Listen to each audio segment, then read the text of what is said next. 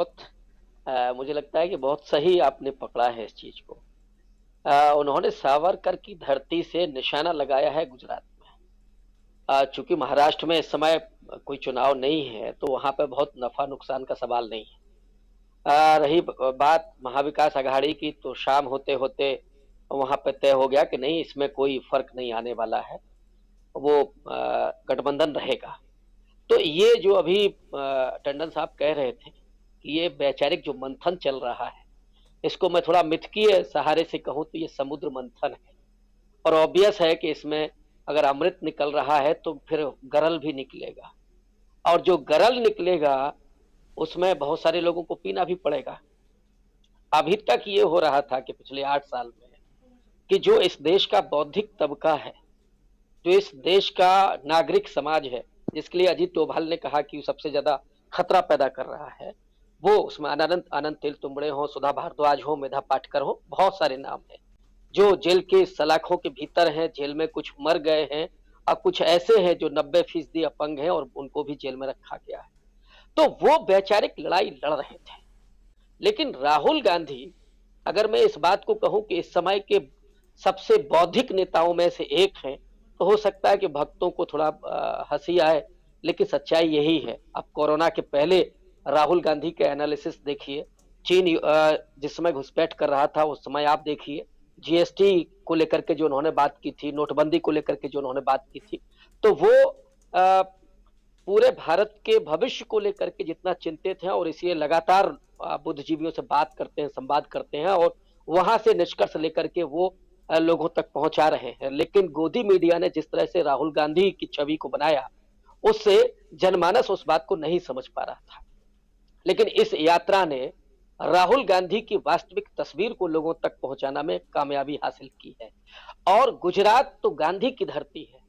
जब राहुल गांधी इस बात को उठाएंगे, और उन्होंने कहा भी था उसी प्रेस कॉन्फ्रेंस में कि सावरकर का नाम लेकर के ये लोग गांधी और नेहरू को अपमानित करते हैं, तो गुजरात की धरती पर सावरकर चलेंगे या गांधी जी चलेंगे। तो मुझे लगता है कि वैचारिक युद्ध यहां से उन्होंने गुजरात की धरती के लिए छेड़ दिया है, और साथ ही साथ बिरसा मुंडा की जयंती पर, और 27 सीटें वहां पे एसटी के लिए आरक्षित हैं गुजरात में, और पहले से भी वो कांग्रेस के साथ रही है अधिकांशतः उन सीटों पर। दलित वहां कांग्रेस के साथ है, अल्पसंख्यक वहां पर कांग्रेस के साथ है, वहां का जो आपका किसान है वो कांग्रेस के साथ है। आप जरा इस चीज को देखिए, इस डेमोग्राफी को, कि कांग्रेस पार्टी के साथ कौन लोग हैं जिसको नेहरू ने कभी कहा था कि ये भारत माता है, और जो भारत माता चलते हुए इन दृश्यों में दिख रही है, वो भारत माता तो गुजरात में कांग्रेस के साथ खड़ी हुई है। लेकिन वो कारपोरेट हिस्से, या जिनको सांप्रदायिक बना दिया गया है। बहुत सारे एनालिसिस्ट ये कह रहे हैं कि गुजरात में आज भी फेयर और फेयरलेस इलेक्शन हो जाए तो परिणाम बहुत कुछ बदल जाएंगे। पिछले बार की ही तरह नहीं, बल्कि परिणाम उल्टे हो जाएंगे। तो गुजरात में जिस तरह से जो अभी कहा था अमलेंदु जी ने, कि जो भयभीत किया जा रहा है, राहुल गांधी जो अब भय पैदा कर रहे हैं बीजेपी के भीतर, अब उनको ये डर लग रहा है कि हम चुनाव हार जाएंगे। और बीजेपी का एक ही इलाज है, उनके लिए सिर्फ सत्ता से उनको डर लगता है, और किसी चीज से डर नहीं लगता। बाकी मोदी जी की जो बौद्धिकता है वो हम लोग जानते हैं कि नाले के गैस से वो चाय बनवा देते हैं, और वो कबीर को, नानक को और रैदास को, सबको एक ही समय पर अवतरित बता देते हैं। तो उनकी बौद्धिकता का तो अपना ही एक तकाजा है।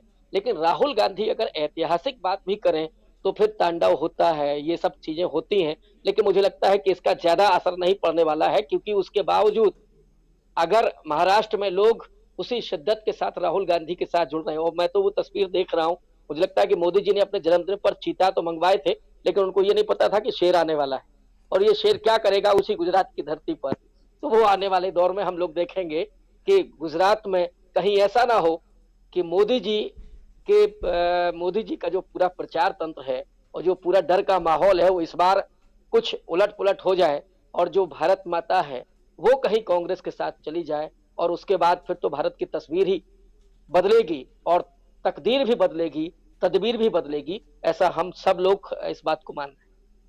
जी, जी, बिल्कुल।